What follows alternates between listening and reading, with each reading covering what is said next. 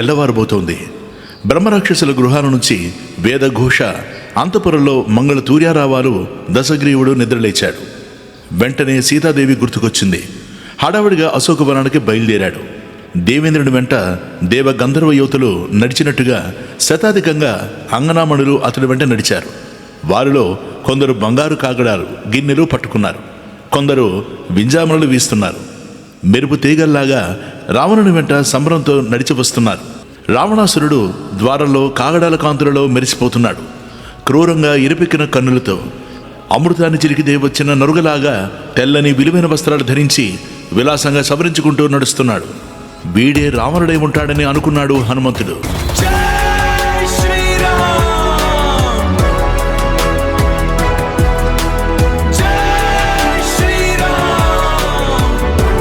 ఒక కొమ్మ కిందికి దిగాడు. రావణాసురుని చూస్తూనే సీతమ్మ గజగజలాడిపోయింది.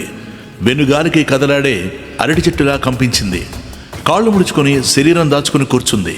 భయంతో దుఃఖం పొంగి పొర్లింది. నడి సముద్రంలో నావలాగా, తెగిపడిన కొమ్మల్లాగా, బురద కొట్టుకుపోయిన పద్మంలాగా ఉన్న సీతను రావణుడు చూసి ఇలా అన్నాడు: ఓ సీత, నన్ను చూసి ఎందుకలా ముడుచుకుపోతున్నావు? భయపడకు, ఒళ్ళు దాచుకోకు. ఓ విశాలాక్షి, ప్రియ, నా కోరిక మన్నించు. నా నుంచి నిన్నెవరూ కాపాడలేరు. పరకాంతలను బలాత్కరించడము, అపహరించడము మా రాక్షసులకు స్వధర్మం. అయినా నిన్ను నేను బలాత్కరించదలుచుకోలేదు. నువ్వు అంగీకరించినదే నీ ఒంటి మీద చెయ్యి వెయ్యను. నన్ను నమ్ము. కటిక నేల మీద పడి ఉన్నావు. మలినమైన వస్త్రం ధరించావు. ఉపవాసం ఉంటున్నావు. ఎందుకిదంతా? విలువైన వస్త్రాలు, అందమైన ఆభరణాలు, ఖరీదైన పానీయాలు, రుచి అయిన ఆహారాలు, మెత్తనైన పరుపులు, సుగంధ ద్రవ్యాలు, విలాసాలు, వినోదాలు అన్నీ అనుభవించు. నన్ను అంగీకరించు. నువ్వు స్త్రీరత్నానివి, యవ్వనంలో ఉన్నావు. నా చెంత మహారాజభోగాలు అనుభవించు. యవ్వనం సెలయేరు లాంటిది, గడిచిపోతే తిరిగి రాదు. నీ వంటి సౌందర్యవతి ముల్లోకాల్లోనూ లేదు. నిన్ను సృష్టించిన తర్వాత బ్రహ్మదేవుడు బహుశా విశ్రాంతి తీసుకుని ఉంటాడు. ఓ మైథిలి, నాకు భార్యవుక. పట్టమహిషిని చేస్తాం.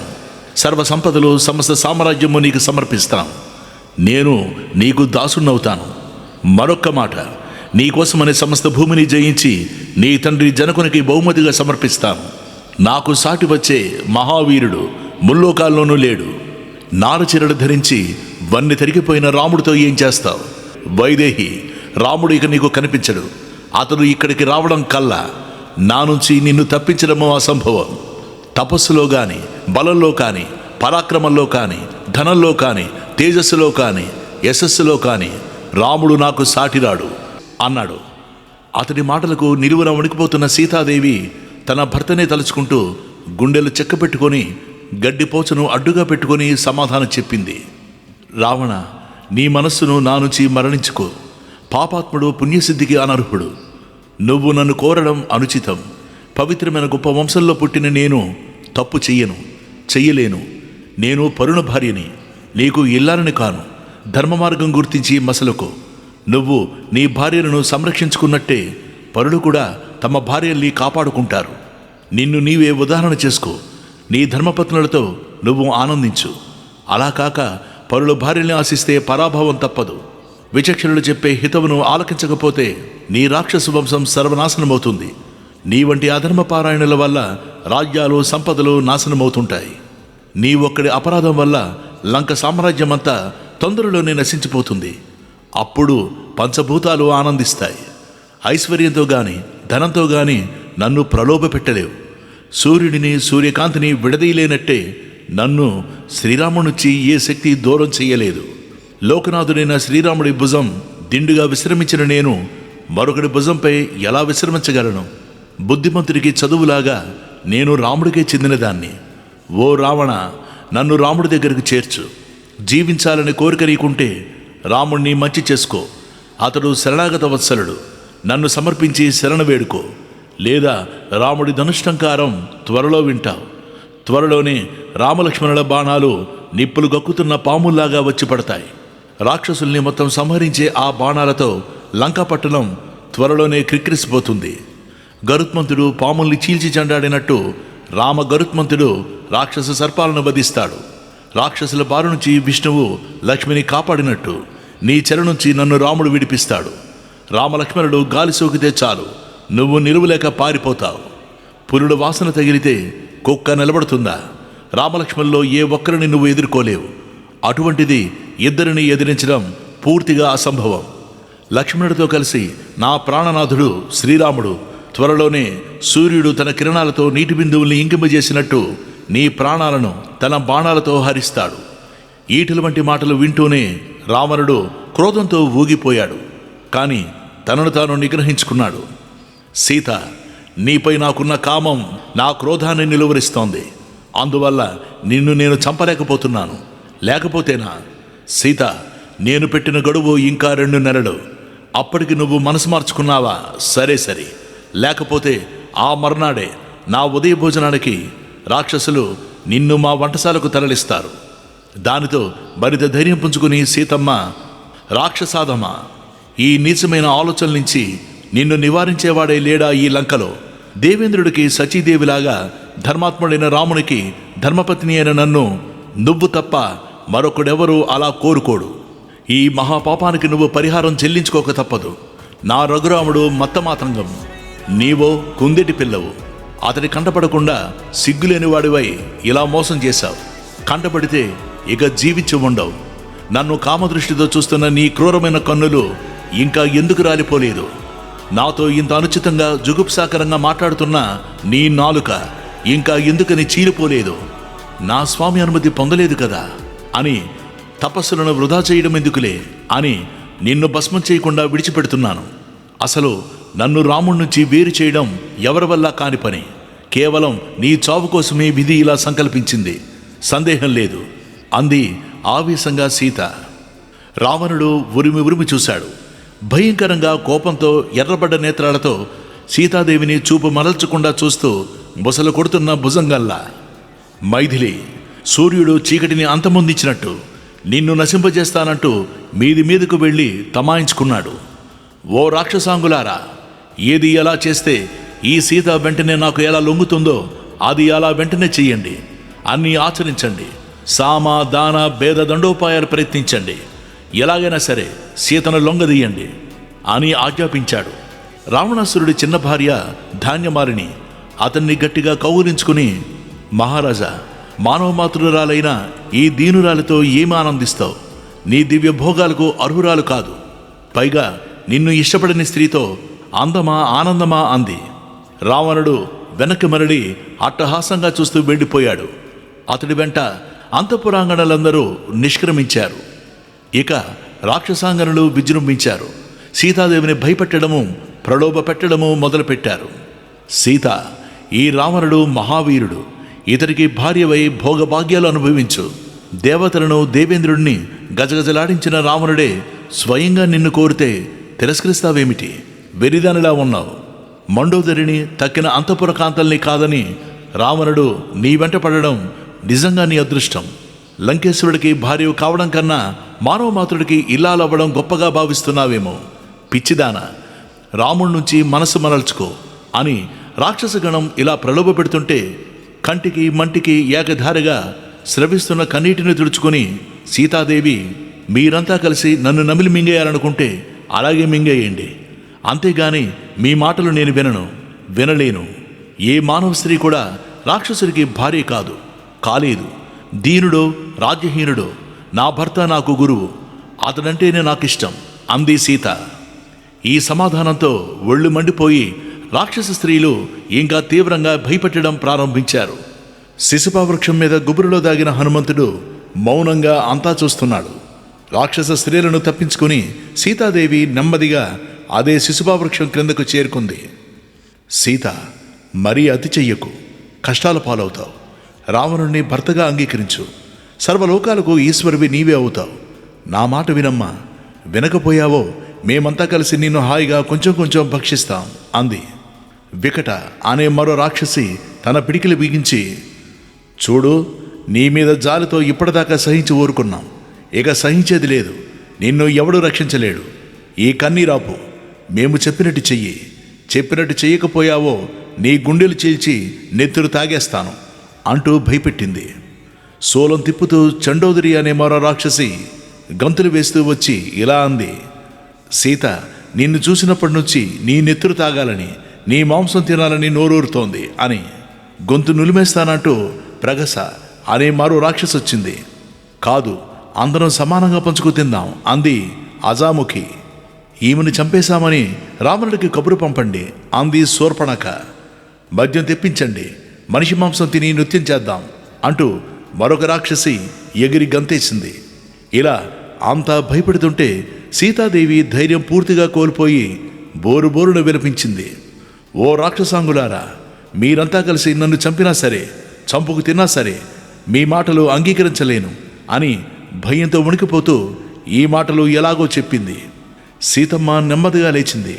అక్కడే పుష్పించి ఉన్న ఆ చెట్టు కొమ్మను పట్టుకుని నిలబడింది. శ్రీరాముణ్ణి తలుచుకుంది. ఈ దుఃఖానికి అంతం ఉంటుందా అనుకుంది. అకాలంలోనే మృత్యువు కూడా కరుణించిందనే మాట నిజమే కదా. నా రాముణ్ణి చూడకుండా ఇలా దిక్కులేని దానినై చచ్చిపోతాను కాబోలు. ఏ జన్మలో ఏ మహాపాపం చేశాను. చీచి, మనిషిగా పుట్టడమే పెద్ద తప్పు. చివరికి చావు కూడా నా అధీనంలో లేదు. నాకు ఈ జీవితం ఎందుకు, ఈ ప్రాణాలెందుకు? నా హృదయం ఒక బండరాయి కాబోలు ఇంకా పగిలిపోకుండా ఉంది. ప్రాణనాథునికి దూరమై క్షణమైనా జీవించి ఉన్నానంటే నేనెంత పాపాత్మురాలను. నాకు ఏ ఆశలు లేవు, ఏ కోరికలు లేవు. జనస్థానాల్లో 14,000 మంది రాక్షసులను, దండకారణ్యంలో విరాధుణ్ణి సంహరించిన పరాక్రమశాలి నా స్వామి. రణరంగంలో రావణుణ్ణి సులువుగా సంహరించగలడు. సముద్ర మధ్యలో ఉన్నప్పటికీ లంకను రాముడు ముట్టడించగలడు. రామ బాణాలకు తిరుగులేదు. కానీ నేనిక్కడ ఈ లంకలో ఉన్నానని నా ప్రభువుకు తెలిసేదెలా? తెలియకపోబట్టే ఇంత ఆలస్యమైంది. జటాయువు తెలియజేస్తాడు కదా అనుకుంటే రావణుడు సంహరించేశాడు. నన్ను కాపాడడం కోసం ఆ పక్షిరాజు ఎంత త్యాగం చేశాడు. నేనిక్కడున్న వార్త తెలిస్తే ఈ పాటికి రాముడి బాణాలు లోకల్లో రాక్షసులు లేకుండా చేసి ఉండేవి. ఈ లంకాపట్టణం సర్వనాశనమయ్యేది. సముద్రం ఇంకిపోయి ఉండేది. రావణుడు నామరూపాలు లేకుండా పోయేవాడు. అప్పుడు ఈ రాక్షస స్త్రీలు ఇప్పుడు నేనలా ఏడుస్తున్నానో అలా విలపించేవారు. రామలక్ష్మణులకు తెలిస్తే ఈ రాక్షసుడు క్షణం బ్రతకడు. లంకాపట్టణం శ్మశానమైపోవడం త్వరలోనే కన్నులారా చూస్తాను. ఇంటింటా రాక్షస స్త్రీల రోదన ధ్వనులు చెవులారా వింటాను. నేనిక్కడున్న వార్త రాముడికి తెలియాలంతే. ఇంకా 2 నెలల వ్యవధి ఉంది. మాంసభోజనులైన ఈ రాక్షసులకు ధర్మాలు తెలియవు. రావణుడికి నన్ను ఉదయ భోజనంగా సమర్పించేస్తాను. ఎర్ర కలువురేకుల వంటి కన్నులు గల నా ప్రాణనాథుణ్ణి విడిచి నేనలా జీవించేది. చనిపోదామంటే కాస్త విషం ఇచ్చేవాళ్ళు కూడా ఎవరూ లేరు. అయినా నన్ను విడిచి రాముడు మాత్రం జీవించి ఉన్నాడంటావా? జీవితం చాలించి దేవలోకం చేరుకున్నాడేమో. నా ప్రభువును చూస్తూ దేవతలు ఆనందిస్తున్నారేమో. కానీ ధీరుడు ధీమంతుడు అయిన నా రాముడు అలా చెయ్యడు. నా దురదృష్టం వల్ల రాముడికి దూరమై నేనిలా నశించిపోతున్నాను. మహావీరుడైన రాముని విడిచి జీవించడం కన్నా మరణించడమే మేలు. లేదా ఈ దుష్టుడు నన్ను అపహరించినట్టే మోసం చేసి రామలక్ష్మణుల్ని హతమార్చాడేమో. నేను మరణిస్తాను. కానీ ఈ దుఃఖ సమయంలో మృత్యువు కూడా కరుణించడం లేదు. సీతాదేవి ఇలా మదనపడుతూ ఉండగా త్రిజట నిద్రలేచింది. రాక్షసి గణాన్ని వారిస్తూ, ఏమిటే మీరంతా మంచి చెడు ఏమీ తెలియకుండా ప్రవర్తిస్తున్నారు. సీతను మాత్రం ఏమీ చేయకండి. ఇప్పుడే నాకు ఒక కల వచ్చింది. వినీలాకాశంలో ఏనుగు దంతంతో చేసిన పల్లకి, దానిని 1000 హంసలు మోస్తున్నాయి. అందులో తెల్లని వస్త్రాలు, తెల్లని పూలమాలలు ధరించిన రామలక్ష్మణులు ఉన్నారు. నేల మీద సముద్రం నుంచి కొట్టుకొచ్చి గట్టుకు చేరిన శ్వేతపర్వతం, దానిమీద తెల్లని బట్టలు మాలలు ధరించిన సీతాదేవి, 4 దంతాలతో మహాపర్వతంలాగా ఉన్న మత్తేబం మీద తెల్లని వస్త్రాలు మాలలు ధరించి ఉన్నారు రామలక్ష్మణుడు. ఈ పర్వతాగ్రం నుంచే సీతాదేవి తన భర్త చేతిని అందుకుంది. ఆ ఏనుగుపైకెక్కింది. రాముడి ఒడిలో కూర్చుంది. అక్కడ నుంచి లేచి నిలబడి సూర్యచంద్రుల్ని ఆమె తన చేతితో నిమురుతోంది. నేను చూశాను. అలా ఆ ఏనుగు లంకాపట్టణం మీదకు వచ్చింది. ఆ ముగ్గురు ఏనుగు దిగారు. 8 తెల్లని వృషభాలు పూంచిన రథం అధిరోహించి ఇటే వచ్చారు. ఆ తర్వాత సీతతో లక్ష్మణుడితో కలిసి పుష్పక విమానం అధిరోహించి ఆ పురుషోత్తముడు ఉత్తర దిశగా తరలి వెళ్ళాడు. మహా తేజస్సు కలవాడైన శ్రీరాముణ్ణి జయించడం రాక్షసులకు గాని అన్యులకు గాని అలవి కాని పని. స్వర్గం పాపాత్మలకు అందుతుందా? ఇక రావణుడో శరీరమంతా తైలం పూసుకొని ఎర్రన వస్త్రాలు ధరించి మద్యపానం చేస్తూ కనిపించాడు. పుష్పకం నుంచి పడిపోయాడు. ఒక స్త్రీ అతన్ని బరబరా ఈడుస్తోంది. గుండుతో ఉన్నాడు. గాడిదలు పూడ్చిన రథం మీద ఎర్రని మారలో లేపనాలు పూసుకొని తైలం తాగుతూ వెర్రి గంతులు వేస్తూ కనిపించాడు. గాడిదను అధిరోహించి దక్షిణ దిక్కుగా వెళ్లడం చూశాను. భయభ్రాంతుడై ఆ గాడిద మీద నుంచి తలకిందులుగా నేలపై పడ్డాడు. గబారున లేచి మతి చెల్లించిన వాడుగా వాగుతూ తూలుతూ దిగంబరుడై కనిపించాడు. దుర్గంధంతో నరకల్లాగా దుస్సహంగా ఉన్న బలపంకల్లో రావణుడు కూరుకుపోయాడు. ఎర్రని వస్త్రాలు ధరించిన ఒక నల్లని స్త్రీ బురద పులుముకున్న శరీరంతో ఆ రావణుడి శిరస్సు పట్టుకుని దక్షిణ దిశగా లాగుతోంది. కుంభకర్ణుడు కూడా ఇలాగే కనిపించాడు. రావణాసురుడి పుత్ర సంతానమంతా తైలం పులుముకున్నారు. పందినెక్కి రావణుడు, మొసలి ఎక్కి ఇంద్రజిత్తు, ఒంటి ఎక్కి కుంభకర్ణుడు దక్షిణ దిశగా వెళ్లారు. విభీషణుడు మాత్రం తెల్లని వస్త్రాలు మాలలు ధరించి తెల్ల గొడుగుతో శంఖదుందుబి ధ్వనులతో నృత్య గీతాలతో 4 దంతాల పట్టపుటేరుగు ఎక్కి తన 4 మంత్రులతో ఆకాశంలో విహరిస్తూ కనిపించాడు. తక్కిన రాక్షసులంతా ఎర్రని వస్త్రాలు మాలలు ధరించి త్రాగుతూ తూలుతూ కనిపించారు. ఈ అందమైన లంకాపట్టణం విరిగిపోయిన గోపుర ద్వారాలతో సముద్రంలో పడిపోయింది. రామదూత ఒకడు మహా తేజస్వి వచ్చి లంకను తగులుపెట్టడం కనిపించింది. ఆ బూడిదలో రాక్షస స్త్రీలు నూనె తాగుతున్నారు. వికటాటహాసంతో వికృత నాట్యం చేస్తున్నారు. కుంభకర్ణాదులు పేడకుప్పలో కూరుకుపోయారు. కాబట్టి ఓ రాక్షసాంగులారా, పొండి, సీతజోలికి వెళ్ళకండి, నాశనమైపోతారు. రాముడు దగ్గరికే వచ్చాడు. రాక్షసులందరినీ సంహరిస్తాడు. మీ క్రూరవాక్కులాపండి. సీతాదేవిని శరణు వేడుకుందాం. మనకు రక్షకురాలు ఆవిడే.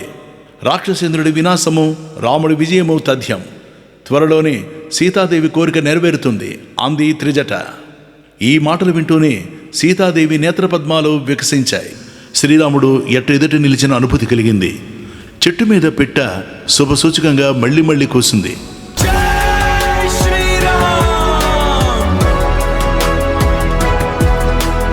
అయినా భయం, మళ్ళీ దుఃఖం కమ్ముకుంది. రావణాసుడు పెరిగిన ఆ మాటలు విన్నాక సీత సింహాన్ని చూసిన ఏనుగు పిల్లలా గజగజలాడిపోయింది. అరణ్యంలో చిక్కుకున్న పసి పిల్లలాగా రోధించింది. అకాలంలో మృత్యువు కూడా కరుణించదనే మాట వాస్తవమే కదా. నా హృదయం వజ్రం కాబోలు ఇంకా పగిలిపోకుండా ఉంది. రేపో మాపో ఈ రాక్షసుడు నన్ను ముక్కలు ముక్కలు చేసేస్తాడు. గర్భస్థ శిశువును శస్త్రాలతో చిదిపేసినట్టు నన్ను నరికేస్తాడు. హా రామ, హా లక్ష్మణ, నడి సముద్రంలో పెను తుఫానులో చిక్కుకున్న నావలా ఉంది నా బ్రతుకు. నా లోపమే ఇంత చేసిందా? ఆ మాయ మృగాన్ని చూసి లక్ష్మణుని దూరం చేసుకున్నాను. ప్రభు, రాక్షసుల చేతిలో దారుణంగా దీనంగా అనాథలాగా చచ్చిపోబోతున్నాను. రామ, నేను మాత్రం నిన్నే ధ్యానించుకుంటూ ప్రాణత్యాగం చేస్తున్నాను. విషమిచ్చేవాడు కూడా ఈ రాక్షసపురంలో నాకు అందుబాటులో లేరు. ఇది నా దురదృష్టం. ఇలా పరిపరి విధాలా దుఃఖిస్తూ జానకీదేవి చివరికి తన కేశపాసాన్ని 2 పాయలుగా తీసి మెడకు ఊరి బిగించుకొని చనిపోవడానికి నిశ్చయించుకుంది. అలా ఊరి బిగించి పట్టుకొని చివరిసారిగా రామలక్ష్మణుల్ని తలుచుకుంటోంది. అంతలో శుభసూచకంగా ఎడమ కన్ను అదిరింది. అదరడమే కాకుండా కొరణులో చేపపిల్ల కుదిపిన పద్మల్లా పదే పదే కదిలింది. ఎడమ భుజం కూడా అదిరింది. ఈ శుభశకునాలన్నీ శ్రీరాముడు తన ఎదుట నిలబడిన అనుభూతిని సీత కలిగించాయి. ఎండిపోతున్న విత్తనానికి నీటి చుక్క తగిలినట్టయింది. ఆమె ముఖంలో ఆనందరేఖ తొంగి చూసింది. రాహు విడిచిన చంద్రబిమ్మల్లా ప్రకాశించింది. హనుమంతుడు చెట్టుకొమ్మల గుబుర్లో కూర్చుని అంతా చూస్తున్నాడు. త్రిజట స్వప్న వృత్తాంతం విన్నాడు. రాక్షసాంగులు సీతను భయపెడుతున్న మాటలు వింటున్నాడు. ఒక్కసారిగా ఆలోచనలు ముసురుకున్నాయి. ఏ మహాసద్విని వెతకడం కోసం కోట్ల సంఖ్యలో వానర వీరులు దశ దిశలా వెళ్లారో ఆ సీతాదేవి నాకు కనిపించింది. నేను చూశాను. గూఢాచారిలాగా లంకంతా తిరిగాను. శత్రుబలం కూడా గ్రహించాను. రావణుడి ప్రభావం అర్థమైంది. ఇంకా సీతాదేవిని ఓదార్చడం నా కర్తవ్యం. శ్రీరామచంద్రుని దర్శనం కోసం పరితపిస్తూ తన దుఃఖానికి అంతమే లేక శోకదేవతలా కనిపిస్తున్న ఈ తల్లిని ఓదార్చకుండా వెళ్ళడం నా తప్పు. అలా వెళ్ళిపోతే ఈమెను రక్షించడానికి జరుగుతున్న ప్రయత్నాలు ఈమెకు ఎలా తెలుస్తాయి? దిక్కులేనిదానని అనుకుని ప్రాణాలు వదిలేయవచ్చు. అంతేకాదు, తిరిగి వెళ్ళి సీతను చూడాలని పరితపిస్తున్న శ్రీరామచంద్రుణ్ణి ఓదార్చాలి కదా. ఈ తల్లిని పలకరించకుండా వెళ్ళి ఏమి ఓదారుస్తాను? అందువల్ల జానకీదేవితో సంభాషించవలసిందే. అయితే ఎలా? ఈ రాక్షసి గణం కన్నుగప్పి తల్లిని పలకరించడం ఎలా? నా మాటలు విని నా రూపం చూసి రావణుడే అనుకుని ఇంకా భయపడి కెవ్వు నరిచిందంటే ఈ రాక్షసి గణం భయంకర ఆయుధాలతో నా పని పట్టేస్తారు. చంపడం వీలు కాకపోతే పట్టుకోవడానికైనా యథాశక్తి ప్రయత్నిస్తారు. నేనేమో చెట్టు కొమ్మలు విరిచేసి తిరగబడతాను. వీళ్ళు భయపడి పారిపోతారు. రావణుడికి చెప్పి మహారాక్షస సైన్యాన్ని పంపిస్తారు. వాళ్లతో యుద్ధం చేసి నేను సాగరం దాటి వెళ్ళడం కష్టం. ఒకవేళ నన్నే బంధిస్తే పనంతా పాడైనట్టే. అప్పుడు సీతాదేవిని వీళ్ళు ఇంకా హింసిస్తారు. రామ సుగ్రీవుల లక్ష్యం పూర్తిగా దెబ్బతింటుంది. పోనీ అనుకుంటే రాముడికి సహాయం చేసే కార్యసాధకుడు మరొకడు ఎవడో కనబడ్డం లేదు. వేల మంది రాక్షసుల్ని తేలికగా చంపగల మహావానర వీరుడు చాలామంది ఉన్నారు. కానీ శతయోజన విస్తీర్ణమైన సముద్రాన్ని దాటగలవాడు మరొకడు లేడు. పైగా రాక్షసులతో తలపడితే నేనే గెలుస్తానని నమ్మకమేమిటి? జయాపజయాలు దైవాధీనాలు. ఈ సంశయావస్థ నాకు నచ్చదు. సంశయాత్మకాలైన పనుల్ని కూడా నిస్సంశయంగా సాధించగలవాడే కదా తెలివైనవాడంటే. దీనికి పరిష్కారం ఏమిటి? దోతగా వచ్చినవాడు చేతగానవాడైతే జరిగే పనులు కూడా చెడిపోతాయంటారు.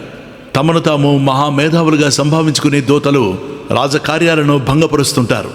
సముద్ర లంఘనం వృధా కాకుండా కార్యం చక్కబెట్టాలి. నా పలుకులు నా తల్లి వినాలి. విన్న వెంటనే ఉద్వేగపడకుండా ఉండాలి. అలా నేను ప్రారంభించాలి. అంటే రామవంశాన్ని రామబంధువులకు కీర్తించాలి. రాముడి మాటలు వినపడాలి. అప్పుడు తన దృష్టిని ఇటు మళ్లిస్తుంది. హనుమంతుడు ఇలా తర్కించుకుని ఒక నిర్ణయానికి వచ్చాడు. మధుర స్వరంతో గుబురులోంచి ప్రారంభించాడు.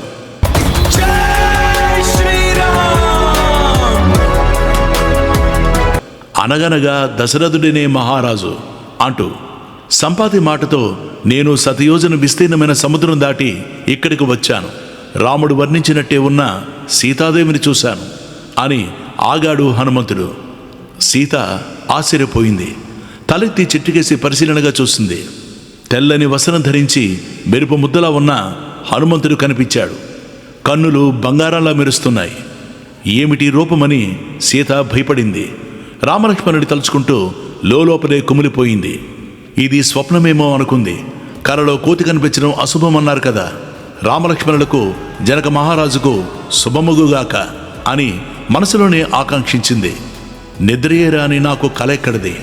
బహుశా రాముణ్ణి తలుచుకుంటున్నాను కాబట్టి అలా కథ వినబడినట్టు భ్రాంతి పడ్డానేమో. కానీ పలుకుతున్న వ్యక్తి రూపం స్పష్టంగా కనపడుతోంది. అంటే ఇది భ్రాంతి కాదు అని అయోమయంలో పడింది సీత. ఇదే సమయంలో హనుమంతుడు మెల్లగా చెట్టు దిగాడు. వినయంగా సాష్టాంగపడ్డాడు. తల ఉంచి నమస్కరిస్తూ మధుర స్వరంతో ప్రశ్నించాడు. ఓ అనిందిత, ఈ చెట్టు కొమ్మను పట్టుకుని నిలబడ్డావు. ఎవరు నువ్వు? పద్మదళాల నుంచి నీరులాగా నీ కన్నుల నుంచి కన్నీళ్లు స్రవిస్తున్నాయి. కారణమేమిటి? సురగంధర్వ రాక్షస యక్ష కిన్నెరుల్లో నువ్వు ఏ జాతికి చెందిన దానివి? సాముద్రిక లక్షణాలు బట్టి చూస్తే ఎవరో రాజుకు పట్టమహిషిగా కనిపిస్తున్నావు. జనస్థానం నుంచి రావణుడు అపహరించి తెచ్చిన సీతవా నువ్వు? అయితే నీకు శుభమగుగాక అన్నాడు వినయంగా స్పష్టంగా. సీతాదేవి ఆ మాటలు వింది. రామగుణ సంకీర్తనకు ఆనందంతో పరవశించింది. హనుమంతుడికి బదులు చెప్తూ తన కథంతా చెప్పింది. ఈ భూప్రపంచంలో రాజశ్రేష్ఠుడైన దశరథుడికి నేను కోడలిని, మహాత్ముడైన జనకరాజుకు కూతుర్ని, సీతను, ధీమంతుడైన శ్రీరాముడికి భార్యను. 12 సంవత్సరాలు రాముడితో అంతఃపుర సౌఖ్యాలు అనుభవించాను. 13వ ఏట రాముడికి పట్టాభిషేకం జరగబోతుంటే కైక మమ్మల్ని వనవాసానికి పంపించింది. పట్టాభిషేకం కన్నా పితృవాక్య పరిపాలనమే నా రాముడికి ఇష్టం. నా రాముడు ఎవరికైనా ఏదైనా ఇస్తాడే తప్ప ఎవరి నుంచి ఏది పుచ్చుకోడు. ఎన్నడూ అప్రియం పలకడు. ప్రాణాల మీదకి వచ్చినా సరే ఈ నియమాలు తప్పని సత్యపరాక్రముడు. నా జీవితానికి రావణుడు అనుగ్రహించిన గడువు మరో 2 మాసాలు ఉంది. ఆ పైన నేను ప్రాణాలు విడవడం ఖాయం అని బాధపడింది. ఈ మాటలు విని హనుమంతుడు, ఓ జానకీదేవి, నేను రాముడి సందేశంతో వచ్చిన దూతని. రాముడు క్షేమంగా ఉన్నాడు. నీ కుశల వార్తను తెలుసుకోవాలనుకుంటున్నాడు. లక్ష్మణుడు నీకు శిరస నమస్కరిస్తున్నాడు అన్నాడు. రామలక్ష్మణుల కుశల వార్త వినగానే సీతాదేవి ఆనందంతో పులకించింది. జీవించి ఉంటే 100 ఏళ్లకైనా ఆనందం ప్రాప్తిస్తుందంటారు. ఈ లోకోక్తి నిజమే సుమా. ఈ మాటలు వింటూ హనుమంతుడు 2 అడుగులు ముందుకు వేశాడు. అతడు దగ్గరకు వస్తున్న కొద్దీ సీతాదేవి రావణుడిగా శంకించింది. అయ్యో, ఎంత పొరపాటు చేశాను, అంతా చెప్పేశానే, వీడు వానర రూపంలో వచ్చిన రావణుడే అనుకుంటూ వివసురాలై చెట్టుకొమ్మను విడిచి నేలపై చతికిలబడింది. ఇది గుర్తించిన హనుమంతుడు 2 చేతులు జోడించి సవనీయంగా నమస్కరించాడు. కాని భయభ్రాంతురాలు ఆ తల్లి తల పైకెత్తి చూడడమే లేదు. కొంతసేపటికి తెప్పరిల్లి తల పైకెత్తింది. తనకు నమస్కరిస్తున్న వానర వీరుని చూసింది. సుదీర్ఘంగా నిట్టూర్చింది. నువ్వు వానర రూపంలో వచ్చిన మహామాయావి రావణుడివే అయితే నాకు మరింత దుఃఖం కలిగిస్తున్నావు. అది నీకు మంచిది కాదు, ఉచితం కాదు. ఉపవాసంతో కృషించి దుఃఖంలో ఉన్న నన్ను మళ్ళీ మళ్ళీ ఇలా హింసించడం నీకు తగదు. నిజంగా రాముడి దూతవే అయితే నీకు మంచి జరుగుతుంది. కపిశ్రేష్ఠి, రామకథను వినిపించు, రాముడి గుణగణాలు వివరించు అని అడిగింది. హనుమంతుడు చెవుల పండుగగా మధుర స్వరంతో రామగుణ కీర్తనం మొదలుపెట్టాడు. ఓ సీతాదేవి, నిన్ను అపహరించి తెచ్చినందుకు రావణుడికి తగిన శాస్తి త్వరలోనే జరుగుతుంది, నీవే చూస్తావు అంటూ శ్రీరాముణ్ణి, అతడి గుణగణాన్ని వర్ణించాడు. ఆ రాముడు పంపిన దూతగా నీ సన్నిధికి వచ్చాను. నీ వియోగంతో దుఃఖిస్తున్న రాముడు నిన్ను కుశలం అడిగాడు. నీ మరిది లక్ష్మణుడు నమస్కారాలు తెలియజేయమన్నాడు. రాముడికి ప్రియమిత్రుడు మా వానర మహారాజు సుగ్రీవుడు నీ క్షేమం అడిగాడు. రామలక్ష్మణ సుగ్రీవులు నిన్ను తలుచుకోని క్షణం లేదు. అదృష్టవశాత్తు ఈ రాక్షసి గణంలో నీవింకా బ్రతికే ఉన్నావు. ఈ ముగ్గురిని త్వరలోనే చూస్తావు. నేను సుగ్రీవుడికి మంత్రిని. సముద్రం దాటి లంకలో ప్రవేశించాను. పరాక్రమాన్ని నమ్ముకొని ఇలా నిన్ను చూడ్డానికి వచ్చాను. నన్ను నమ్ముదేవి, నా మాటలు విశ్వసించు తల్లి అన్నాడు హనుమ. ఈ మాటలు విన్నాక సీతాదేవి మనస్సు కొంత ఊరడిల్లింది. మధుర స్వరంతో, వానరోత్తమ, నిన్ను రాముడు ఎక్కడ కలిశాడు? సౌమిత్రి నీకు ఎలా తెలుసు? నరులకు వానరులకు స్నేహం ఎలా అయింది? వీడితో పాటు రామలక్ష్మణుల రూపాలు, శరీర లక్షణాలు కూడా వివరించు. అప్పుడు నా సంకలన్నీ తొలగిపోతాయి. నిన్ను విశ్వసిస్తాను. సీత హృదయం గ్రహించిన హనుమంతుడు రామలక్ష్మణుల్ని వర్ణిస్తూ, వైదేహి, రాముడు కమలపత్రాక్షుడు, దయాసింధువు, తేజస్సులో సూర్య సమానుడు, ఓర్పులో భూసముడు, బుద్ధిలో బృహస్పతి, యశస్సులో దేవేంద్రుడు, సర్వ ప్రాణులకు రక్షకుడు, తన శీలాన్ని ధర్మాన్ని రక్షించుకునే నేర్పరి, శత్రు వినాశకుడు. ఇలా ప్రారంభించి నఖశక్య పర్యంతము అంగుళాల కొలతలతో సహా వర్ణించాడు. సత్యధర్మపరుడు, సంగ్రహ అనుగ్రహ సమర్థుడు, దేశకాల విభాగజ్ఞుడు, సర్వలోక ప్రియంవదుడు అయిన ఈ రాముడికి అన్ని విధాలా సరిపోయినవాడు లక్ష్మణుడు. పురుష సింహాలిద్దరూ నీకోసం భూలోకమంతా గాలిస్తూ ఋష్యముఖ పర్వతం సమీపించారు. అన్నగారిన వాలి అవమానిస్తే సుగ్రీవుడు ఆ ఋష్యముఖం మీద ఉంటున్నాడు. ధనుర్ధారులై వస్తున్న రామలక్ష్మణుల్ని అల్లదు దూరంలో చూసి వాలి పంపిన వీరులుగా భ్రమించి సుగ్రీవుడు భయపడిపోయాడు. వారెవరో తెలుసుకురమ్మని నన్నే దూతగా పంపించాడు. నేను వెళ్ళి రామలక్ష్మణుడితో మాట్లాడాను. సత్యం తెలుసుకున్నాను. నా భుజాలపై ఎక్కించుకుని తెచ్చి సుగ్రీవుడికి పరిచయం చేశాను. రామ సుగ్రీవుడు కలుసుకుని ఎవరి వృత్తాంతం వారు చెప్పుకున్నారు. అగ్ని సాక్షిగా మైత్రి కుదుర్చుకున్నారు. సుగ్రీవుణ్ణి రాముడు ఓదార్చాడు. తర్వాత నీ వియోగ విషయాన్ని లక్ష్మణుడు వివరించగా సుగ్రీవుడు చాలా బాధపడ్డాడు. రావణుడి చేత అపహరించబడిన నువ్వు ఆకాశాలు వెడుతూ నేల మీదకు వదిలిన ఆభరణాల మూటను తెప్పించి రాముడికి చూపించాడు. ఆ ఆభరణాల మూటను ఒడిలో పెట్టుకొని రాముడు ఎంతగానో విలపించాడు. అతడి దుఃఖాన్ని అవి మరీ పెంచాయి. స్పృహ కోల్పోయాడు. నేనెంతగానో ఓదార్చాను. అమ్మ, నువ్వు కనిపించక రాముడు ఒక దుఃఖాగ్ని పర్వతంలాగా ఉన్నాడు తల్లి. నిద్ర లేదు, ఏ వస్తువు పట్ల ఆసక్తి లేదు, శోకంతో కుమిలిపోతున్నాడు. తొందరలోనే రావణ సంహారం పూర్తి చేసి నిన్ను సమీపిస్తాడు. శ్రీరామ సుగ్రీవులిద్దరూ వారిని సంహరించడానికి ఒప్పందం కుదుర్చుకున్నారు. ప్రతిజ్ఞ మేరకు రాముడు వారిని సంహరించాడు. సుగ్రీవుణ్ణి వానర సామ్రాజ్యానికి పట్టాభిషిక్తుని చేశాడు. ఇలా రామ సుగ్రీవులకు మైత్రి ఏర్పడింది. వారి దూతగా నేనొచ్చాను. నన్ను హనుమంతుడంటారు తల్లి. తన సింహాసనాన్ని తిరిగి పొందిన సుగ్రీవుడు సర్వ వానర వీరుల్ని రప్పించి నిన్ను అన్వేషించడం కోసం అన్ని వైపులకు పంపించాడు. మేమంతా అలా బయలుదేరాం. వారి పుత్రుడైన అంగదుడు మాతో వచ్చాడు. వింధ్యపర్వతం మీద మేమంతా ఒక ప్రమాదంలో చిక్కుకున్నాం. నిరాశ ఆవరించింది. ప్రాణాల మీద ఆశలు వదులుకున్నాం. ఎన్నో రోజులు గడిచాయి. ఒత్తినే తిరిగి పెడితే సుగ్రీవుడు సంహరిస్తాడు. ఆ భయంతో అందరం కలిసి అక్కడే ప్రాణాలు విడవడానికి నిశ్చయించుకున్నాం. వైదేహి కనిపించలేదు. మా తండ్రి వాలి వధించబడ్డాడు. జటాయువు చనిపోయాడు. మనము ప్రాయోపవేశం చేద్దామని అంగదుడు అంటూ ఉండగా కోపంతో ఉన్న ఒక గృధ్రరాజు గొంతు వినిపించింది. ఆయన జటాయువు అన్నగారు సంపాతి. తన తమ్ముడు ఎప్పుడు ఎక్కడ ఎవరి చేత సంహరించబడ్డాడో చెప్పండి అంటూ కోపంతో మమ్మల్ని అడిగాడు. అంగదుడు జరిగిందంతా చెప్పాడు. దుఃఖిస్తూ సంపాతి నువ్వు లంకలో ఉన్నావని తెలియజేశాడు. దానితో మాకు ఆశలు చిగురించాయి. వింధ్య నుంచి బయలుదేరి నిన్ను దర్శిస్తామనే ఉత్సాహంతో మేమంతా సముద్రం చేరుకున్నాం. ఉత్తర తీరంలో విడిది చేశాం. సముద్రం దాటడం మాకు పెద్ద సమస్య అయింది. అంగదాదులు మళ్ళీ నీరసపడ్డారు. కానీ నేను సాహసం చేసి సముద్రం లంఘించాను. ఈ రాత్రే లంకలో ప్రవేశించాను. రావణుని చూశాను. శోక దేవతలా ఉన్న నీ దర్శనమూ అయింది. అమ్మ, జరిగింది జరిగినట్టు అంతా చెప్పాను. ఇప్పుడు చెప్పు తల్లి. నేను రామదూతని. రామకార్యం కోసం ఇక్కడికి వచ్చాను. సుగ్రీవుడి మంత్రిని, వాయునందనుణ్ణి. సర్వశస్త్రాస్త్రాల్లో నైపుణ్యం కలవాడైన శ్రీరాముడు కుశలంగానే ఉన్నాడు. అన్నగారి సేవకు అంకితమైన లక్ష్మణుడు క్షేమమే.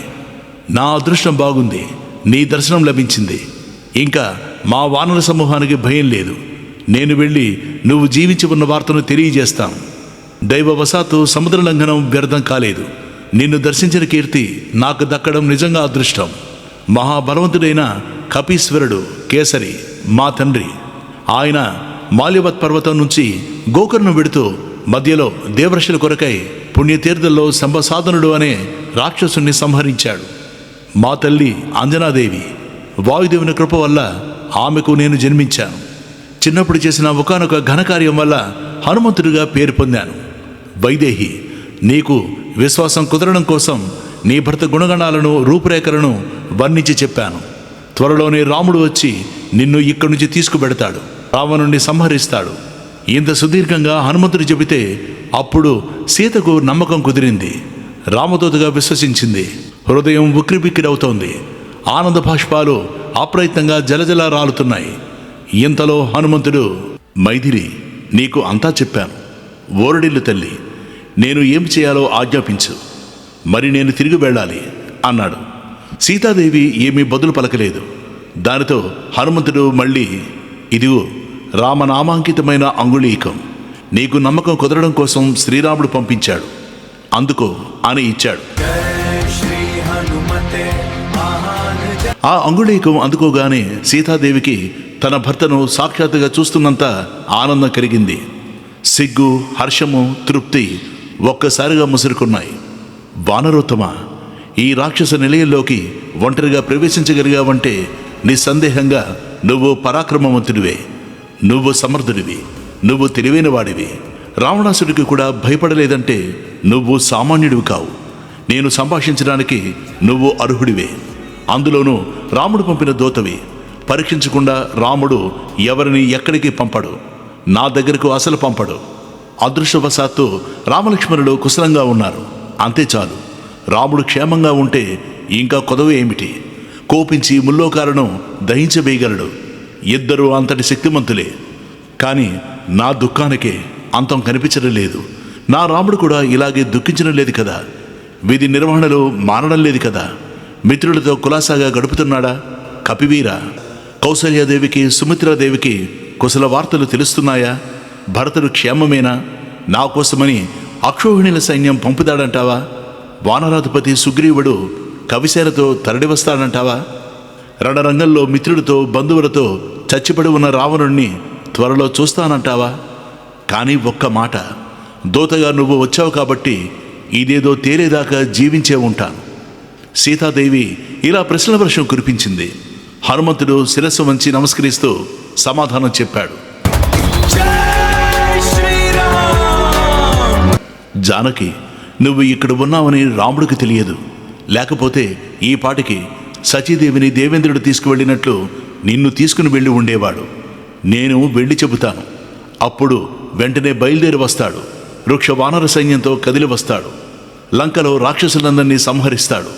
మృత్యువే అడ్డొచ్చినా, దేవతలు రాక్షసులు కలిసి వచ్చి ఎదురు నిలిచినా అందరినీ వధిస్తాడు. నీ రాముడు కుమిలిపోతున్నాడు. సుఖమనేదే లేదు. శాంతి ఎలా ఉంటుందో తెలియదు. త్వరలోనే శ్రీరాముడి దర్శనం నీకు లభిస్తుంది. రాముణ్ణి తొందరలోనే చూద్దువు గాని. నీ విరహంలో శ్రీరాముడు కందముల ఫలాలు సాయంకాలం పూట ఏదో కొద్దిగానో ఎంగిలి పడుతున్నాడు. మనసంతా నీ ఆలోచనే. పరధ్యానంగా కాలం గడుపుతున్నాడు. శరీరం మీద ఈగలే వారిన, దోమలే కుట్టినా, చీమలే పాకినా ఏమీ పట్టించుకోవడం లేదు. కంటి నిండా నిద్ర లేదు. అలసిపోయి మాగన్నుగా మేలువాల్చిన సీత అని పలవరిస్తూ లేచి కూర్చుంటున్నాడు. ఒక పండు గాని, ఒక పువ్వు గాని, మరింకే అందమైన వస్తువు గాని కనబడితే చాలు, హా ప్రియా అని నిట్టూరుస్తూ తనలో తానే నీతో సంభాషిస్తున్నాడు. ఈ మాటలు వినడంతో సీతాదేవికి పట్టరాని దుఃఖం పొంగి వచ్చింది. రామగుణ సంకీర్తనలతో ఒక మూల రవ్వంత ఆనందము తొంగి చూసింది. హనుమంత, నీ వంటున్న మాటలు వింటుంటే విషం కలిపిన అమృతంలాగా ఉన్నాయి. ఈ శోక సముద్రాన్ని నా ప్రభువు ఎప్పటికి దాటుతాడో కదా. రావణుడు పెట్టిన గడువు మరో 2 నెలలు మాత్రమే ఉంది. నన్ను రాముడికి అప్పగించమని విభీషణుడు ఎంతగానో చెప్పాడు. కానీ రావణుడు వినలేదు. విభీషణుని పెద్ద కూతురు అనల తన తల్లి పంపితే వచ్చి ఈ సంగతి నాకు చెప్పింది. హనుమంత, నా మనసు నిష్కల్మషంగా ఉంది. ఉత్సాహం, పౌరుషం, బలం, అక్రూరత్వం, కృతజ్ఞత్వం, పరాక్రమం, ప్రభావం, ఈ అన్ని గుణాలు రాముల్లో ఉన్నాయి. నా రాముడి శక్తి నాకే తెలుసు.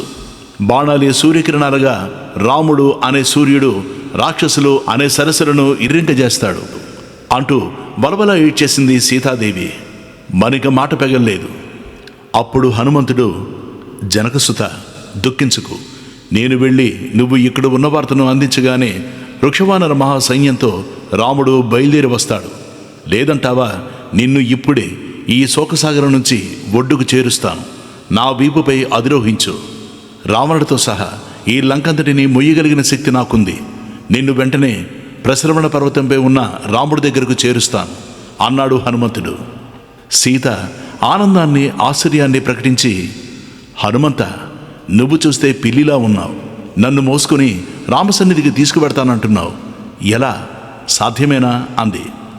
ఆ మాటలకు హనుమంతుడు, నా శక్తి సామర్థ్యాలు తెలియక ఈవిడ ఇలా పలికింది, అందులో తప్పు లేదు అని నిశ్చయించుకుని తన రూపం పెంచుతూ మేరు పర్వతల్లా, మందర పర్వతల్లా వృద్ధి చెందాడు.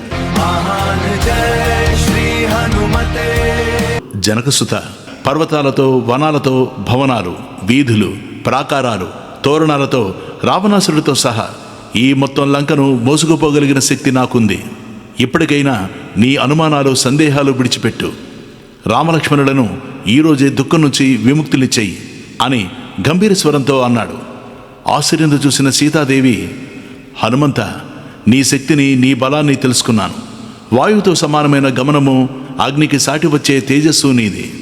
కాకపోతే సామాన్యుడెవడు సముద్రం దాటి ఇక్కడికి రాగలుగుతాడు. నన్ను తీసుకువెళ్ళగలిగిన శక్తి నీకు ఉంది, కాదనను. కానీ కార్యసిద్ధిని గురించి మనం ఆలోచించాలి కదా. నీతో నేను బయలుదేరితే అతివేగంతో ఎత్తుగా ఆకాశ మార్గంలో సముద్రం దాడుతూ ఉంటే నేను భయపడి సముద్రంలో పడిపోవచ్చు. నేను సముద్రంలో పడిపోతే జలచరాలకు ఆహారమైపోతాను. అంతేకాదు, నిన్ను రాక్షస వీరులు వెంబడిస్తారు. ఎందుకు అనవసరంగా ఇదంతా? లంకలో ఉన్న రాక్షసులందరినీ సంహరించగలిగేవాడివే నువ్వు. కానీ అలా చేస్తే అది రాముడికి అవమానం కదూ. పోని రాక్షసులు నన్ను చంపారనే అనుకుందాం. కానీ బంధించి పట్టుకుపోయి ఎక్కడో నీకు గాని రామలక్ష్మణులకు గాని ఎవరికి కనిపించిన చోట దాచేస్తారు. అప్పుడు నీ ప్రయత్నమంతా వ్యర్థమైపోతుంది. అందువల్ల నీతో నేను బయలుదేరి రావడం కన్నా నువ్వు వెళ్ళి నా ప్రభువును ఇక్కడికి తీసుకురావడమే అన్ని విధాల మంచిది. అంతేకాదు, నేను నా భర్త మీద ఉండే భక్తి కారణంగా పరపురుషుడి శరీరం స్పృశించను. శ్రీరాముడు ఇక్కడికి వచ్చి సమిత్రి బాంధవంగా దశగ్రీవుణ్ణి ఇక్కడ సంహరించి నన్ను తీసుకువెడితే అది నా భర్తకు తగిన పద్ధతి. రాముడు ముందు దేవ, గంధర్వ, భుజంగ రాక్షసాదులెవరూ నిలబడలేరు. ధనుస్సు ఎక్కుబెట్టి బాణం సంధించి లక్ష్మణుడితో రాముడు నిలబడితే ఎదురు నిలవగలిగిన వీరుడు ఈ 7 లోకాలలో ఎవడున్నాడు, ఎక్కడున్నాడు? అందువల్ల ఓ వానర వీర, నువ్వు వెళ్ళి లక్ష్మణుడితో కలిసి వృక్ష వానర సైన్యంతో రాముడు త్వరగా ఇక్కడికి దండెత్తి వచ్చే ఉపాయం చూడు అంది. సీతా వాక్యాలకు ఆనందించాడు హనుమంతుడు. అప్పుడు ఇలా అన్నాడు: సీతమ్మ తల్లి, నువ్వు పలికిన ప్రతి అక్షరము యుక్తంగానే ఉంది. స్త్రీ స్వభావానికి, పతివ్రత ధర్మానికి, వినయశీలానికి తగిన పద్ధతిలోనే ఉంది. నీ మూపు నుంచి సముద్రంలోకి జారిపడతావేమో అన్నావు. ఈ భయం స్త్రీ స్వభావానికి సహజమే. ఇక రెండవ కారణం చెప్పావే, రాముడి తప్ప మరొకరి శరీర స్పర్శ సహించనని. అది ఆ మహాత్మునికి ఇల్లాలుగా నువ్వు మాత్రమే అనదగిన మాట. రామభద్రుడికి అంతా పోసుకొచ్చినట్లు తెలియజేస్తాను. నీ పరిస్థితి, నీ మాటలు అన్నీ వివరిస్తాను. కానీ తల్లి, రాముడికి ప్రియం చేయాలనే కోరికతో, స్వచ్ఛమైన హృదయంతో అలా అన్నానే తప్ప మరొకటి కాదు. స్నేహంతో, భక్తితో ఈరోజే నిన్ను రామసన్నిధికి చేర్చాలనే ఉబలాటంతో అలా అన్నాను. అన్యదా భావించకు. నాతో బయలుదేరడం నీకు ఇష్టం లేకపోతే సరే, రాముడికి జ్ఞాపికగా నువ్వు కూడా ఏదైనా ఒక గుర్తు అనుగ్రహించు తల్లి అన్నాడు. ఈ మాటలు వినేసరికి సీతాదేవికి దుఃఖం పెలుబుకింది. పూడుకుపోతున్న గొంతుతో మెల్లగా బదులు పలికింది: చిత్రకూట పర్వత ప్రాంతాల్లో సిద్ధాశ్రమంలో నా ఒడిలో తలపెట్టుకుని స్వామి విశ్రాంతి తీసుకుంటున్నప్పుడు ఒక కాకాసురుడు వచ్చాడు. ఆకలితో ఉండి గాయం చేశాడు. రక్తం స్రవించింది. నా స్వామి శ్రీరాముడికి మెలకు వచ్చింది. దర్భను తీసి మంత్రించి బ్రహ్మాస్త్రంగా దాని మీదకు వదిలాడు. అది ముల్లోకాలు పరిగెత్తి ఎవరు రక్షకుడు లేకపోగా ఇంద్రకుమారుడైన ఆ కాకాసురుడు స్వామిని శరణు వేడుకున్నాడు. వాడి ఒక కంటిని మాత్రం బ్రహ్మాస్త్రానికి బరిచేసి రాముడు అనుగ్రహించాడు. వాడికి చావు తప్పి కన్ను లట్టపోయింది. రామ, నా కోసం ఒక కాకి మీద బ్రహ్మాస్త్రం ప్రయోగించావు. మరి నన్నే అపహరించిన వాడిని ఎందుకు ఇంకా క్షమిస్తున్నావు? భర్త ఉండి కూడా అనాథగా జీవిస్తున్నాను. రామబాణాలు ఈ పాటికి లంకను ఎందుకు సర్వనాశనం చేయలేదో అర్థం కావడం లేదు. పోని లక్ష్మణుడైన అన్నగారు అనుజ్ఞ తీసుకుని నన్ను కాపాడలేకపోయాడా? ఇద్దరికి ఈ ఉపేక్ష ఎందుకో? ఇది కేవలం నా దురదృష్టం. ఆమె కన్నులు ఏకధారగా కన్నీరు స్రవిస్తున్నాయి. దీనంగా పలుకుతోంది. చూశాడు హనుమంతుడు. అతడి హృదయం ద్రవించిపోయింది. అమ్మా, రాముడు నీ వియోగ దుఃఖంతో అన్నింటా ఉదాసీనంగా ఉంటున్నాడు. ఇది నిజం. నా మీద ఒట్టు. రాముడు అలా దుఃఖిస్తుంటే లక్ష్మణుడి పరిస్థితి ఎలా ఉంటుందో ఊహించు. అంతకన్నా దుఃఖిస్తున్నాడు. ఆ పురుష వ్యాఘ్రాలు ఇక రేపే యుద్ధానికి సన్నద్ధమవుతారు. లంకను బూడిద చేస్తారు. రావణాసురుని సంహరించి రాముడు నిన్ను అయోధ్యకు తీసుకువెడతాడు. ఇంకా రాముడికి ఏం చెబుతావో? లక్ష్మణ సుగ్రీవులకి నీ ఆజ్ఞ ఏమిటో తెలియజేయి తల్లి అని సవినయంగా అడిగాడు హనుమంతుడు. అప్పుడు సీతాదేవి, ఆంజనేయ, కౌసల్య కుమారుడికి నేను శిరసు వంచి నమస్కరిస్తున్నానని చెప్పు. కుశలం అడిగానని చెప్పు. భూలోకంలో సర్వైశ్వర్యాలు లభిస్తాయి. కానీ లక్ష్మణుడు లాంటి సోదరుడు మాత్రం లభించడు. తల్లిని, తండ్రిని విడిచి అన్నగారితో అడవులకు వచ్చాడు. నిజంగా తల్లి అంటే సుమిత్రాదేవి. తన సర్వసుఖాలను విడిచిపెట్టి అన్నగారిని సేవిస్తున్న ధర్మాత్ముడు లక్ష్మణుడు. రాముడి పట్ల పితృబుద్ధితో, నా పట్ల మాతృబుద్ధితో ప్రవర్తిస్తాడు. శక్తి ఉండి కూడా ఎక్కువ మాట్లాడాడు. సర్వసద్గుణ సంపన్నుడు, ప్రియదర్శనుడు. ఏ పనిని అప్పగిస్తే ఆ పనిని సక్రమంగా నిర్వహిస్తాడు. లక్ష్మణుని చూస్తుంటే రాముడికి దశరథుని మాటే జ్ఞాపకం రాదు. అలాంటి లక్ష్మణుడిని కుశలం అడిగానని చెప్పు. వానరోత్తమ, వెయ్యేలా ఏది ఎలా చెబితే నాకు కష్టాలు కడతేరుతాయో అది అలా చెప్పు. ఈ కార్యనిర్వహణలో నీవే ప్రమాణం. నువ్వు కల్పించే ఉత్సాహంతో రాముడు వెంటనే ఇక్కడికి రావాలి. మరొక్క మాట, 1 నెల మాత్రమే నేను జీవించి ఉంటాను. అటుపైన సీత ఉండదు.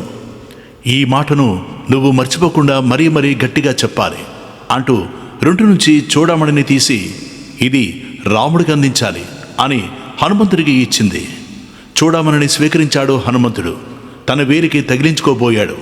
కానీ అది చాలా వదులైంది. వెంటనే తీసి దోసిలితో పట్టుకుని నమస్కరిస్తూ సీతాదేవికి ప్రదక్షిణం చేసి పక్కనే నిలబడ్డాడు. సీతా సందర్శన వల్ల కలిగిన ఆనందంతో హనుమంతుడు ఉక్కిరి బిక్కిరి అవుతున్నాడు.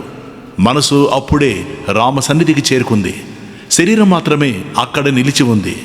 అప్పుడు సీతాదేవి, హనుమంత, ఈ చూడమణిని చూడగానే రాముడు మా అమ్మగారిని, నన్ను, దశరథ మహారాజును, ఈ ముగ్గురిని తలుచుకుంటాడు. దుఃఖిస్తాడు. నీవే ఉత్సాహపరచాలి. ఈ కార్యనిర్వహణలో నీవే ప్రమాణం. గట్టిగా పూనుకుని దుఃఖాన్ని తొలగించు అంది. అలా అనడంతో అలాగే అని ప్రతిజ్ఞ చేసి మరోసారి శిరస సీతకు నమస్కరించి హనుమంతుడు బయలుదేరడానికి ఉద్యుక్తుడయ్యాడు. సీతాదేవి గద్గద స్వరంతో మళ్లీ పలికింది, వాయునందన, రామలక్ష్మణులను కుశలమడిగానని చెప్పు. సుగ్రీవుణ్ణి, అతడి అమాత్యులను, వానర సైన్యంలో పెద్దలందరినీ క్షేమమడిగానని చెప్పు. రాముడు నన్ను ఈ దుఃఖ మహాసముద్రం నుంచి దాటించేలా నువ్వు మాట్లాడాలి. బ్రతికి ఉండగా నాకు ఆ గౌరవం దక్కేట్లు చూడాలి. నీ మాటలతో శ్రీరాముల్లో పౌరుషం ఉరకలు వెయ్యాలి, పరాక్రమించాలి అంటోంది ఆవేదన ఆనందం కలగలిసిన మనస్సుతో. హనుమంతుడు అలా నమస్కరించి నిలబడి, అమ్మా మైథిలి, రాముడు త్వరలోనే వస్తాడు. నీ దుఃఖం పోగొడతాడు. రామబాణాలను ఎదిరించి నిలబడగలవాడు ముల్లోకాలలోనూ లేడు. నీకోసం అష్టదిక్పాలకులను కూడా ఎదిరిస్తాడు. సర్వభూమండలాన్ని జయిస్తాడు అన్నాడు. సంతోషించింది సీతాదేవి. ఓ మహావీరుడా, ఏదైనా రహస్య ప్రదేశంలోకి పో. ఈ రోజుకి విశ్రాంతి తీసుకో. రేపు బయలుదేరదువు గాని. నువ్వు ఈ లంకలోనే ఉన్నావన్న భావనతో ఈ అభాగ్యురాలికి కొంత మనశ్శాంతి ఉంటుంది. నువ్వు వెళ్ళిపోయిన దుఃఖం నన్ను మరీ బాధిస్తుంది. అది కాక నాకిప్పుడు మరొక పెద్ద సందేహం కలుగుతోంది. సముద్రాన్ని దాటే శక్తి గరుత్మంతుడికి, నీకు, వాయుదేవునికి, ఈ ముగ్గురికే ఉంది. మరి వృక్ష వానర సైన్యము రామలక్ష్మణుడు ఎలా దాడతారు అనేది నా సందేహం. నువ్వు కార్యవిధుడివి. దీనికి ఏ ఉపాయం ఆలోచిస్తున్నావో అంతా నీదే భారం. నిజానికి రావణాది రాక్షసులందరినీ వధించడానికి నువ్వు ఒక్కడివే చాలుననుకో. కానీ అది నీకు కీర్తి కారణమవుతుంది. రాముడే రావాలి, రావణుని జయించాలి, నన్ను అయోధ్యకు తీసుకువెళ్ళాలి. ఇది నాకు యశస్కరం. రాముడికి ఇదే సముచితం. అందుకని ఆ మహాత్ముడు వచ్చేట్టు చెయ్యి అంది. అర్థవంతమైన మాటల్ని హేతుబద్ధంగా మాట్లాడింది సీత. ఆ వాక్యాలను విని సీత హృదయం గ్రహించిన హనుమంతుడు, దేవి, సర్వవృక్షవానర సైన్యాధీశ్వరుడైన బలశాలి సుగ్రీవుడు కృత నిశ్చయంతో ఉన్నాడు. మనస్సుతో సమానమైన వేగం కలవారు ఎంతోమంది మహావీరుడు అతడి ఆజ్ఞలో ఉన్నారు. ఆకాశంలో కానీ పాతాళంలో కానీ అటూ ఇటూ కానీ ఎవరు ఎక్కడికైనా వెళ్ళగలరు. వారి గమనానికి అడ్డు లేదు. ఎంతటి ఘనకార్యాన్నైనా సాధించడానికి వెనుకాడని ధైర్య సాహసాలు, శక్తి సామర్థ్యాలు వారికున్నాయి. ఆకాశ మార్గంలో ఎగురుతూ సప్త సాగరాలతోనూ చుట్టబడిన ఈ భూగోళాన్ని వారు ఎన్నోసార్లు ప్రదక్షిణం చేశారు. ఒక్క మాటలో చెబుతాను విను. సుగ్రీవుడి సన్నిధిలో నాకంటే గొప్పవారు, నాతో సమానమైన వారు ఉన్నారే తప్ప నాకంటే తక్కువవాడు ఎవడూ లేడు. నేను ఇక్కడికి రాగలిగానంటే ఇంకా తక్కిన వారి శక్తి సామర్థ్యాల గురించి చెప్పేదేముంది. పైగా అగ్రశ్రేణికి చెందిన మహావీరులను దూతలుగా పంపరని, ఇతరుల్ని పంపుతారని నీకు తెలుసు కదా. అందుకని ఇటువంటి సందేహాలతో పరితపించకు. వానర మహాసైన్యమంతా ఒక్క పెట్టున లంక మీదకి వచ్చి పడుతుంది. నా వీపుపై ఎక్కి సూర్యచంద్రుడిలాగా రామలక్ష్మణుడు నీ వద్దకొస్తారు. లంకను సర్వనాశనం చేస్తారు. బంధువులతో, మిత్రులతో కలిపి రావణుణ్ణి సంహరించి నిన్ను అయోధ్యకు తీసుకుబెడతారు. నా మాటలు నమ్ము. విశ్వాసంతో ఓరడిల్లు. ఆ మంచి ఘడియల కోసం ఎదురు చూస్తూ ఉండు. నీకు శుభమగుగాక. అగ్నిలా ప్రకాశిస్తున్న శ్రీరాముణ్ణి అతి త్వరలోనే తప్పక చూస్తావు అని ఓదార్చి బయలుదేరబోతూ మళ్ళీ ఇలా అన్నాడు.